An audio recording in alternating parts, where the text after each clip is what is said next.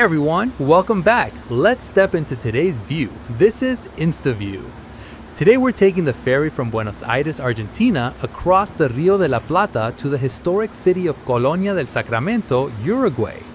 Now, one thing that surprises many first-time visitors is that we're not traveling across the ocean. Even though the water can stretch as far as the eye can see, this is actually the Rio de la Plata, often called the River Plate in English. It's one of the widest rivers in the world, reaching over 130 miles or 220 kilometers wide near its mouth. Because it's so massive, many people mistake it for the Atlantic Ocean. The ferry route between Buenos Aires and Colonia covers roughly 31 miles or 50 kilometers, making it one of the shortest international ferry crossings in the world. Depending on the ferry service and vessel, the trip typically takes between 1 hour and 15 minutes and 1 hour and 30 minutes. For travelers visiting Buenos Aires, this is one of the easiest and most enjoyable international day trips you can take. In just a short ride, you'll be finding yourself in an entirely different country with its own culture, history, and atmosphere. One thing to keep in mind if you're planning this trip yourself is to allow extra time for immigration and customs procedures. When departing Buenos Aires, you'll first go through Argentine immigration and customs before boarding the ferry. Upon arriving in Uruguay, you'll clear Uruguayan immigration. Then, when it's time to return to Argentina, you'll go through the process again, first exiting Uruguay and then re-entering Argentina. Depending on the season and how busy the terminals are, these procedures can add a significant amount of time to your day. It's always a good idea to arrive at the ferry terminal early and make sure you return to the port well before your scheduled departure. If you're only visiting Colonia for the day, don't underestimate how quickly the time can pass. Between exploring the historic district, visiting the waterfront, taking photos, shopping, and enjoying a meal, the hours go by surprisingly fast. Once you arrive in Colonia, you'll find several ways to explore the city. Walking is the most popular option since the historic district is compact and easy to navigate. However, you'll also find golf carts, bicycles, scooters, and other rental options available, making it easy to venture beyond the old town and explore more of the coastline. During today's journey, we'll be taking a complete look at the ferry experience, from the outdoor observation decks to the passenger seating areas inside the vessel. We'll also visit the onboard duty-free shop, check out the food and snack options available in the cafeteria, and show you what it's like traveling between Argentina and Uruguay by ferry. As we make our way across the Rio de la Plata, keep an eye on the watercolor. The river often appears brown due to sediment carried downstream from major river systems that feed into it. It's one of the reasons the water looks very different from the blue waters many travelers expect. Fun fact, the Rio de la Plata forms part of the natural border between Argentina and Uruguay and serves as one of the most important waterways in South America. Another interesting fact is that Colonia del Sacramento was founded in 1680 by the Portuguese and later changed hands between Portugal and Spain several times before becoming part of Uruguay. Today, its historic quarter is recognized as a UNESCO World Heritage Site.